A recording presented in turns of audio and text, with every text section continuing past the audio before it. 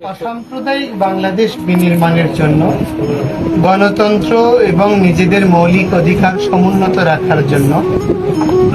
এবং সনাতনী সংস্কৃতি সহ সংখ্যালঘু জনগোষ্ঠীর ন্যায্য ৮ দফা অধিকার আদায় আন্দোলনকে প্রতিষ্ঠিত করার জন্য এবং বাংলাদেশ সরকারের যে একটি অসাম্প্রদায়িক রাষ্ট্র বিনির্মাণের প্রচেষ্টা,